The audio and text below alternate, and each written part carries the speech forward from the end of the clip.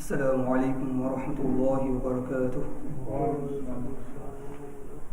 الحمد لله رب العالمين والعاقبة للمتقين والصلاة والسلام على سيد الأولين والآخرين سيدنا محمد صلى الله عليه وسلم وعلى آله وأصحابه أجمعين.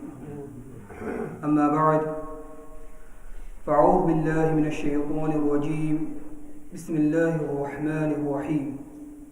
وما أمروا إلا ليعبدوا الله مخلصين له الدين. صدق الله العظيم. سبحانك لا علم لنا إلا ما علمتنا إنك أنت العليم الحكيم. رب اشرح لي صدري ويسر لي أمري واحلل عقدة من لساني يفقه قولي. مولاي صل وسلم دائما أبدا على حبيبك خير الخلق كلهم. هو الحبيب الذي ترجى شفاعته لكل حول من الأهوال مقتحم.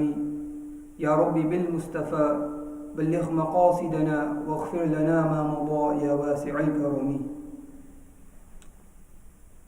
Allah subhanahu wa ta'ala states in the Quran Kareem, وَمَا أُمِرُوا إِلَّا لِيَعْبُدُوا اللَّهَ مُخْلِصِينَ لَهُ الدِّينَ حُنَفَاءَ ويقيم الصلاة ويؤتوا الزكاة وذلك دين القيم. Yani we did not create you, we did not order you rather, except that you worship Allah subhanahu wa ta'ala, that you rely only on Allah subhanahu wa ta'ala, you turn only to Allah subhanahu wa ta'ala, you establish your namaz, you give zakat, and this is the straight religion. And I mention this time and time again. Whenever I get an opportunity, I will mention this. Because we have an objective and we have a purpose upon this earth. Hamara ek maqsad hai. And we need to remind ourselves over and over again what our objective, what our purpose is on this earth. In the same way that when a student is learning a lesson, कोई जब तालिब इल्म है और वो दर्स पढ़ रहा है, तो कभी कभी जब दर्स पढ़ रहा है तो वो भूल जाता है कि मकसद क्या है, ये दर्स का मकसद क्या है, what is the objective of this lesson, and he gets lost within the lesson. So in the same way we should remind ourselves time and time again, what is the objective, what is the purpose of our existence on this earth. When Allah subhanahu wa ta'ala conferred upon us one of His greatest blessings, and that is existence. When Allah blessed us with existence, He commanded and demanded from us just one thing. وَمَا خَلَقْتُ الْجِنَّ وَالْإِنسَ إِلَّا لِيَعْبُدُونَ. That we did not create you except that you worship Allah subhanahu wa ta'ala. Now, a person may ask, एक शख्स पूछता है कि इबादत की क्या ज़रूरत है? Why does Allah need worship? The reality is that he is mistaken. He has made a mistake because he asked, why does Allah need worship? But he forgot that the maqsad, the purpose of worship is for us, our benefit. Ibadat mein hamara nafa hai. And there is many benefits. Most people think that through ibadah, a person will attain Jannah. This is how generally we understand it. But the reality is much greater. The reason why Allah commanded us to worship Him was because Allah subhanahu wa ta'ala knew. Allah subhanahu wa ta'ala ये जानता था कि अगर ये बंदा इबादत नहीं करेगा तो उसके अक्ल की वजह से वो ये गुमान करेगा कि वही खुदा है. He will think that because of his intellect he will move so far in the world. आप देखते हैं ना, look around you today, what we have achieved. हमने क्या क्या किया है? We've created aeroplanes, we've done so much, we've reached the cosmos and back. And if you look outwards or inwards, we have attained so much in this world. And Allah subhanahu wa ta'ala knew that this servant of mine, I have blessed him with intellect, and with this intellect he will move so far. Itni taraqi karega, itni taraqi karega. He will move so far that he will forget his purpose. He will forget his true reality on this earth. And if we look at human history, Fir'aun ka misal hai, Nimrud ka misal hai, we've seen it time and time again, that these individuals, they got to a state, they reached such a position where they began to claim they were gods. And today we see the similar scenario, similar situation happening. So Allah subhanahu wa ta'ala, He prescribed worship for you and I. Allah subhanahu wa ta'ala asked you and me to worship Him in order that we remember our ubudiyyah towards Him. ताकि हम ये याद रखें कि हम Allah subhanahu wa ta'ala के बंदे हैं. That we are the servants of Allah subhanahu wa ta'ala. That we remove this ghurur, this fakhr, this pride, this arrogance from our hearts. That we are not misguided and misled, which is why when Allah subhanahu wa ta'ala created Sayyidina Adam alayhi salam, then what did Iblis, what did Shaitan say? He says, I will sit upon the Sirati Mustaqim. I will sit upon this path. And when this servant of yours, he tries to reach your mercy, when he tries to get close to you, O Allah, I will do everything I can to divert him from this straight path. So how does Iblis do this? How does Shaitan do this? So the ulama, they have mentioned, we live in the dunya, लेकिन हमने कभी सोचा है कि दुनिया का क्या माना है? What is the meaning of the word dunya? तो उसका जो लफ्जी माना है वो है करीब. The literal meaning of dunya is closeness. Because the dunya is closer to us than the hereafter.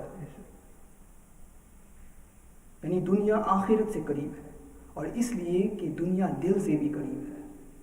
The world is close to the hearts, which is why Iblis says, I will use the dunya, the doorway of the dunya in the heart. I will access the hearts of men through this. And this is how I will control them, how I will attain their hearts. And so thus began the battle between good and evil. And it's not for worldly resources. The battle between light and darkness, between good and evil, is to control the hearts of men. Because once you have the hearts of men, you have everything. So Iblis says, I will use this dunya in order to attain the hearts of the people. And when I attain the hearts of the people, then I will take them wherever I want. Sayyidina Shaykh Badruddin al-Aini rahmatullahi ta'ala alayhi, he mentions in Umdatul Qari, what is the dunya? He says the dunya is everything before the akhirah. This is dunya. Everything which is before the akhirah is dunya. And Allah subhanahu wa ta'ala, He says in the Quran Kareem, Surah Jathiyah, what does He say? سَخَّرَ لَكُمْ مَا فِي السَّمَاوَاتِ وَمَا فِي الْأَرْضِ جَمِيعًا مِنْهُ. We were created for a greater purpose. The world was created for us, we were not created for the world. The world was created for us, we were not created for the world. Allah says this, I have subjugated, I have given in your control whatever is within the heavens and the earth. Why? Allah continues, so that you may recognize Him, you may understand Him. So it's important to remember this. ये भी एक अहम बात है कि हमको दुनिया को, we should not curse the world.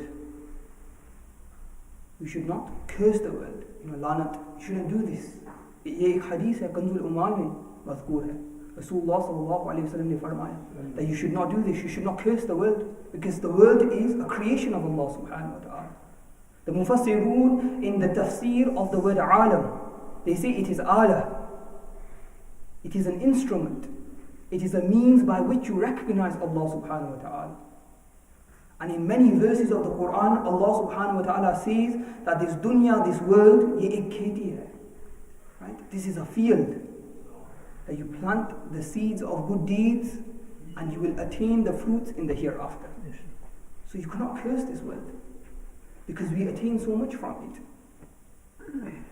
We attain so much blessings, so much barakah, and inshaAllah through good work in this world we will attain Jannah in the hereafter. So therefore we must not curse this world, as Rasulullah has taught us.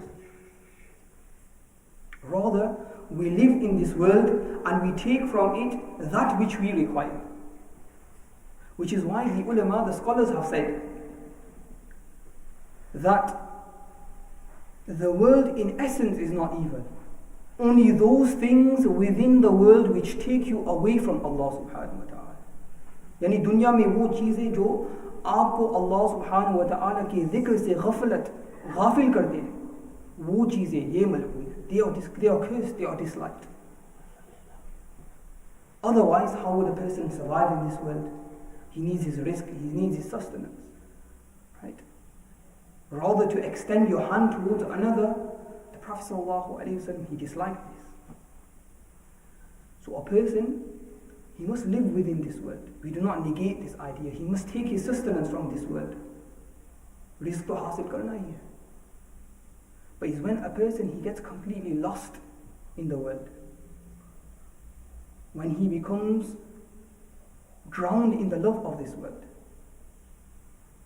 Which is why Imam Ghazali, he mentions beautifully, he goes, आदमी यानी कितना अजीब सा है कि चेहरे को ठीक करता है, देखता है कि कोई मैल नहीं है, आईना में देखता है कि should be, your face should be proper, there shouldn't be no dirt, there shouldn't be nothing unclean, it should be proper, ताकि लोग बुरा ना कहे. लेकिन भूल जाता है, he forgets that Allah does not look at your face, Allah looks at your heart. हदीस में मज़कूर है, मुस्लिम शरीफ की हदीस है, इन्ना अल्लाह ला यंजुरु इला अजसारिकुम वला इला सूरिकुम वलाकिन यंजुरु इला कुलूबिकुम. In Sahih Muslim, Rasulullah sallallahu alayhi wa sallam says that Allah does not look at your jism, at your body. He does not look at your surat, your shapes. Rather, Allah looks at what is in your heart. So Imam Ghazali says, how strange is man that he cares so much about his face. चेहरा का इतना ख्याल करता है, लेकिन दिल को भूल जाता है. But he forgets his heart and he accumulates and he gathers filth within it. And this is where the divine glance falls.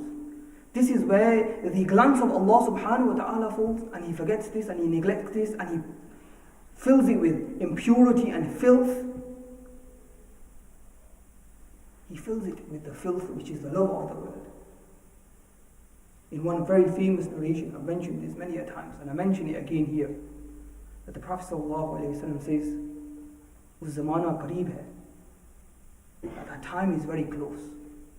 कि जो कुफार है, the disbelievers, they will break upon you.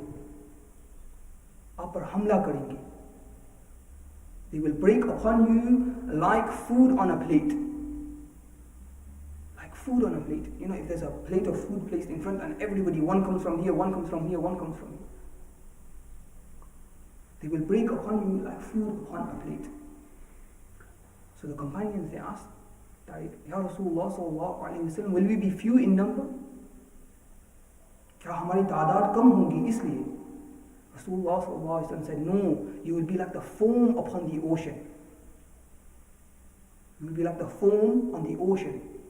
समंदर की झाग के मिसाल. What does that mean? There will be lots of you, but there will be no substance. There will be no substance. So they say, Ya Rasulullah sallallahu alaihi wasallam, how is this? Why will this be the case? Why will there be no substance in the Muslims? And the Rasulullah sallallahu alaihi wasallam said, because your haybat and your ru'b, your awe will be taken out of the hearts of the people. And they ask Ya Rasulullah sallallahu alayhi wa sallam, what will be the cause of this? Why will the people not have awe for the Muslims? So he said, حُبُّ الدُّنْيَا وَكَرَاهَةُ الْمَوْتِ. Love of the world and hatred towards death. Because of this, the people, they will have no awe for you. They will have no consideration for you. So despite the fact that you are many in number, you will have no substance. You will have no substance. Which is why Rasulullah sallallahu alaihi wasallam, he mentioned that if he wanted, he could have a mountain of gold walk behind him. If Rasulullah sallallahu alaihi wasallam wished, and if he wanted, he could have a mountain of gold walk behind him, and he says, I could take from it and I could spend from it. But he did not choose this life. Rasulullah sallallahu alaihi wasallam was Sayyidul Anbiya, the leader of all the prophets. Sayyidina Sulaiman alayhi salam, he had such a great kingdom that the birds would come in flocks and they would give him shade. Right? That when he would walk, there would be an army of humans and jinn surrounding him. और एक वक्त ऐसा भी हुआ, सैयदना सुलेमान अलैहिस्सलाम वो चल रहे थे, उनके साथ वो जो the entire army was with him, जो फौज थी, he was completely surrounded by his army, और परिंदे जो थे वो आसमान में थे और साया दे रहे थे, giving him shade. And somebody, he says to Sayyidina Sulaiman alayhi salam, he says, "Oh Sulaiman, how great is your kingdom? How great is your kingdom?" And what did Sayyidina Sulaiman alayhi salam say? He says, greater than all of this, better than all of this is the remembrance of Allah subhanahu wa ta'ala. Is the dhikr of Allah subhanahu wa ta'ala. Because all of this will one day disappear. एक दिन ऐसा भी आएगा कि ये जो सब है, everything will disappear. But the dhikr of Allah, the remembrance of Allah, that will remain. That will stay. So greater than all of this is the remembrance of Allah subhanahu wa ta'ala. Which is why the Prophet sallallahu alaihi wasallam did not choose this life. There were many days, if you read the seerah of the Prophet sallallahu alaihi wasallam, that he would only eat dates and water. Khujur or pani par guzara hota hai. Many days like this. We are in the month of Shawwal, in specific the 13th of Shawwal today. In 2 days' time it will be the 15th of Shawwal. What happened on the 15th of Shawwal? The Battle of Uhud. The Battle of Uhud, the second greatest battle which occurred for the Muslims. What happened in this battle? The Prophet ﷺ appointed archers on the mountain. And there was a confusion. So when the disbelievers were moving back, they were retreating. The Muslims, they came down, they started gathering the treasure. The kuffar, they came from behind. And the Muslims, they were attacked. They were surrounded. And in this battle, what happened? The uncle of the Prophet ﷺ, Sayyidina Hamza radiallahu ta'ala anhu, he was martyred. In 2 days' time, Qalrat, after Maghrib, is the date of his wisal. Now listen to Sayyidina Hamza radiallahu, the uncle of the Prophet ﷺ, Sayyidu Shuhada. When he was martyred, the companions, Sahaba Kiram Rasulullah sallallahu alayhi wa sallam, Qurz kiya, Ya Rasulullah sallallahu alayhi wa sallam, you know the sheet, the kambal, janaza ke liye kafi nahi hai. It's not sufficient. If you try to cover the face, then the feet are exposed. If you try to cover the feet, then the face is exposed. And this individual who is this close to the Prophet sallallahu alaihi wasallam, who had such a high rank in this ummah, who is the leader of all the martyrs, who is the leader of the family of the Prophet sallallahu alaihi wasallam, at the time of his death, he doesn't even have enough cloth to cover his entire body.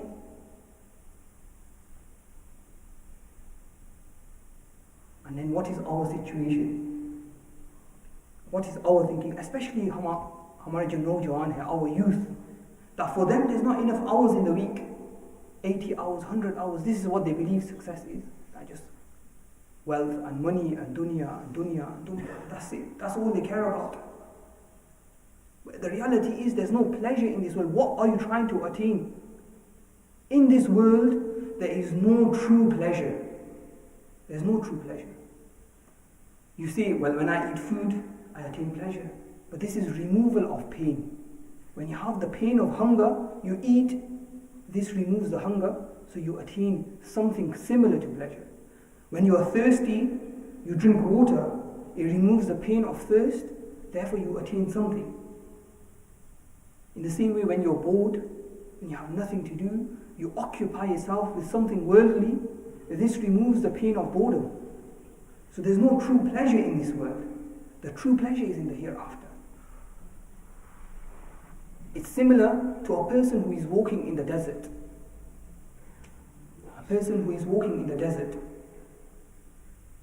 and his guide says to him that what you're looking at is a mirage. There's no water there.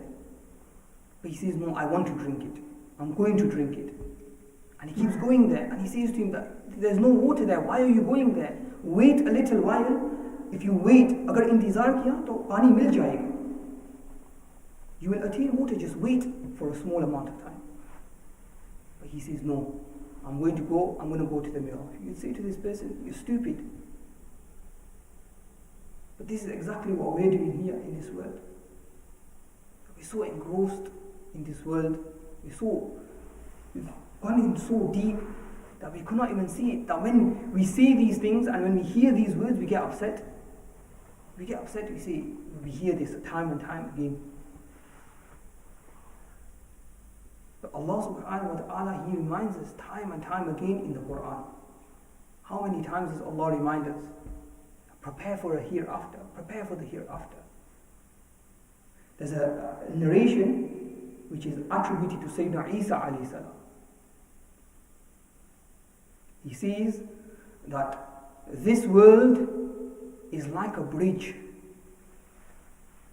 This world is like a bridge. So use it to get from one side to the next. Don't build upon it. Right? If you're going across a bridge, you don't make your house there. You don't start living there. See, to give the example, if you're on the motorway and you stop at a service station and a person, he takes off his bed, बिस्तर निकालता है, तकिया निकालता है और वहाँ फिर जो है मकान बनाना शुरू कर देता है. You'll say to him, what are you doing? Right? You say to him, this is lunacy. But this is what we've done. So we need to contemplate on this, my dear brothers. Especially, my message is specifically for the youth. Because of the influence of social media, because of the influence of being constantly on the internet, so on and so forth, they get lost in these kinds of things. They just want to attain more. They see others, they want more. They see others, they want more. And nothing is sufficient for them, which is why Imam Ghazali, he gives the example. What does he say? He says, trying to satiate yourself from the world is like उस आदमी की मिसाल है जो प्यास बुझाने के लिए समंदर का पानी पीता है. It's like the person who drinks the water from the ocean. The more you drink, जितना पिएंगे इतना प्यास ज़्यादा लगेगी. The more water you drink from the ocean, the thirstier you will get, because it has so much salt inside. So you keep drinking, but you can't attain enough. Which is why in another narration, in mentioning Sahih Bukhari, the Prophet ﷺ says that if the son of Adam, he had a mountain of gold, a valley of gold, then he would wish that he had another one. That if the son of Adam, he had a mountain of gold, he would wish he had another, and nothing will satiate his mouth. And nothing will be enough for him except for the dirt of his grave. Except for the soil of his grave. This is the only thing that will suffice him. This is the only thing that will be sufficient for him. So do not get lost into this world. Sayyidi Ala Hazrat, he says with regards to this world, the deception of this world, he says, Shahid dikai, zahr bilai. Shahid dikai, zahr bilai, qatil dayan, shahar kush. Ismu dar par kya lalchana? Dunya dekhi bali hai. Why are you running after this? It just looks good, but in reality it is poison for you.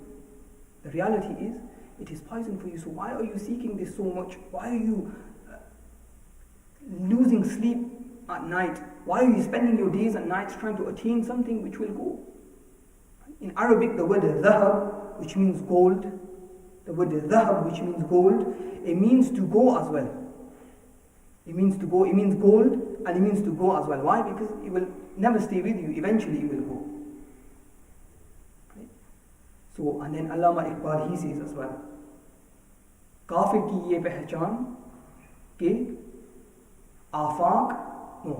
काफिर की ये पहचान के आफाक में गुम है और मोमिन की ये पहचान के गुम इसमें है आफाक. That the recognition of the disbeliever is that he is lost in the world, that he spends his days and nights trying to attain the world. But the recognition and the reality of the believer is that the world is lost trying to attain him, trying to grab onto him. So we need to recognize this, we need to remember this. We pray to Allah subhanahu wa ta'ala, we make dua to him, He gives us the ability and He gives us the tawfiq to remove us from this affliction, from this adversity, from this calamity. May Allah subhanahu wa ta'ala fill our hearts with the love of Him and His Rasul sallallahu alayhi wa sallam. May He forgive us for all of our major and minor sins. Wa sallallahu ta'ala ala khayra khalqihi wa nuri arshihi sayyidina Muhammadin wa ala alihi wa ashabihi ajma'in. Rahmatika ya arhamar rahimin. Sunnati ada.